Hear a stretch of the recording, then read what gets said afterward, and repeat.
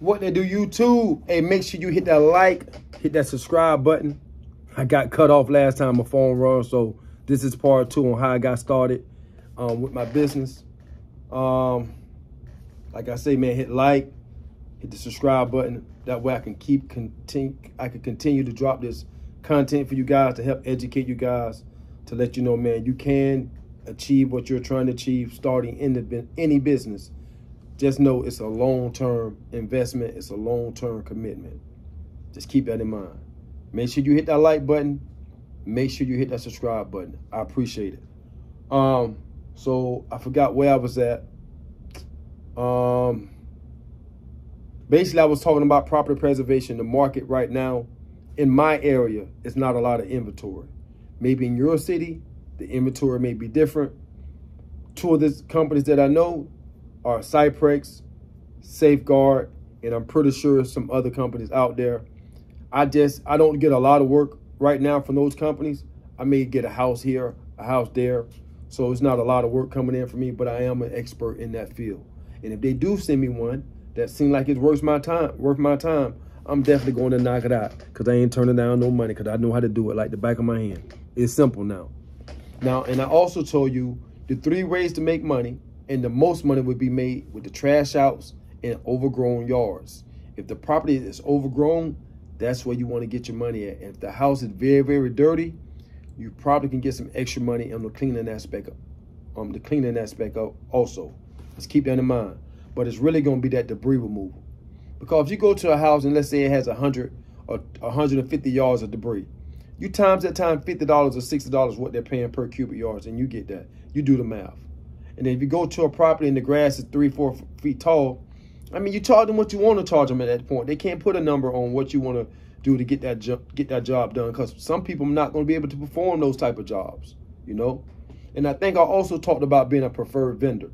A preferred vendor is someone who has proven to these companies that, hey, I can do any job that you give me, and I'm going to get it done in a timely manner. Then you become a preferred vendor, and they get a lot of work, you know. So that's what I can basically tell you about property preservation. What type of equipment you may need: a truck and a trailer. And I prefer you to have a lawn trailer, open lawn trailer, and a dump trailer.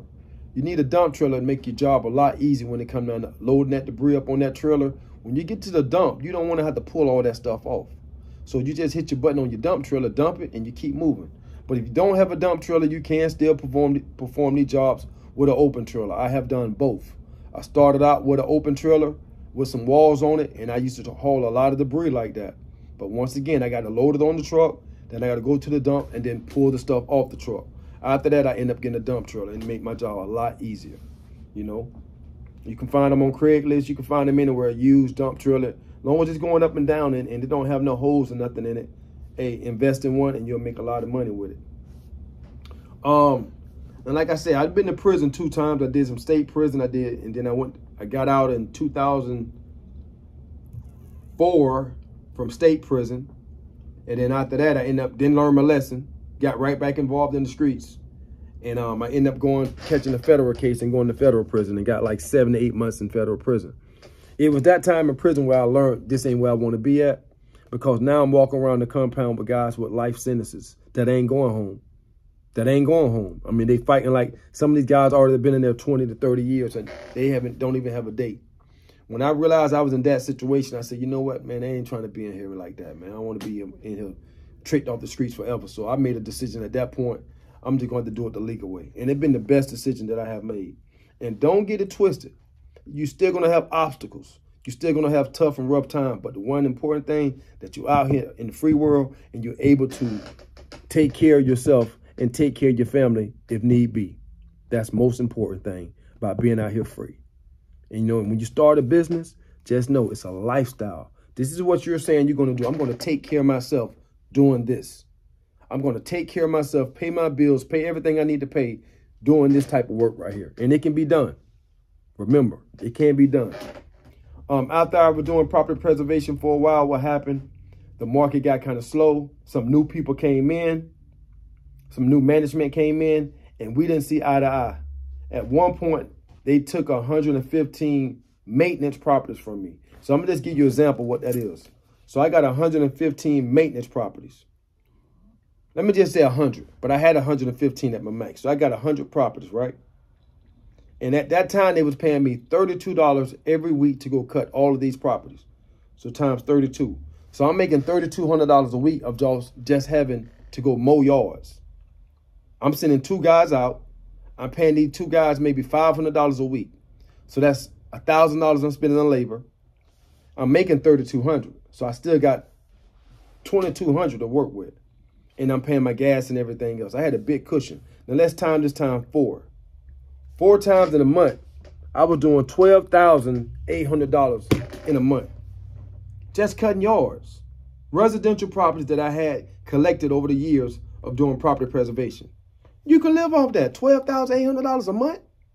And you only spending $4,000 in labor and maybe $2,500 or more in other expenses. Man, you can live off that. That was good money. Not on top of that. Now let me see. Hold on. Let's time this in a year. Times 12.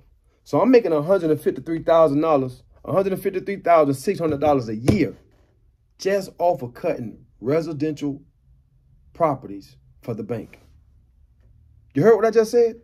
$153,600 a year alone, just because I had over 100 properties, mowing them every week, and only getting paid $32 a property.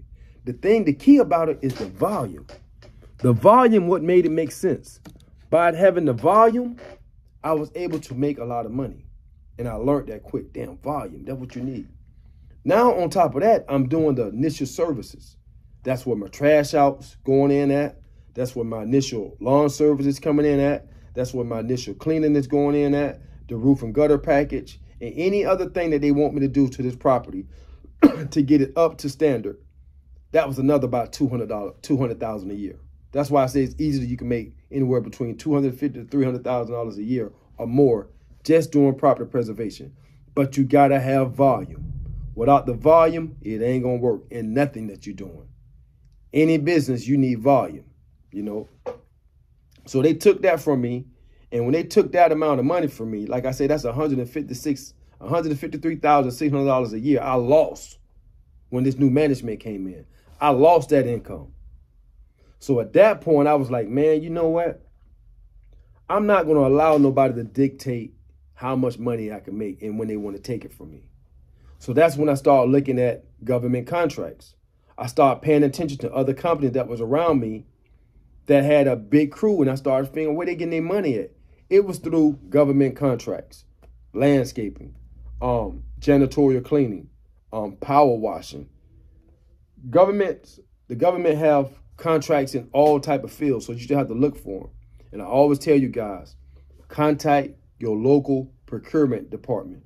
They are the ones to give you the information on how to become a vendor with your city or with your state, and they will instruct you on what you need to do to go ahead and get processed to become a vendor. And that's important.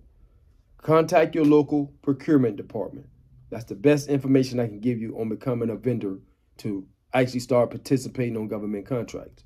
But I also advise you to have some experience in the field that you plan on getting in, because you don't want to just jump in and don't have no experience. They're not even going to give you the project because they're going to want to see references. They want to know how long you've been in business. Have you filed taxes? Anything like that. So just keep that in mind. But other than that, man, I just some information I basically wanted to drop off to you today because the video stopped last time. Like, I'm the king of property preservation, man. There ain't nobody else out there better than me. You know, if you have any questions, you can text me or drop a comment below. And I charge like $150 for an hour. You can write down as many questions that you want, and I do my best to answer all your questions within that hour time frame. And I actually go over that. You know, it's just what it is. I don't mind giving the information, man. So if you got some questions, make sure you hit me up. And you know my favorite thing, man, make it happen or you capping.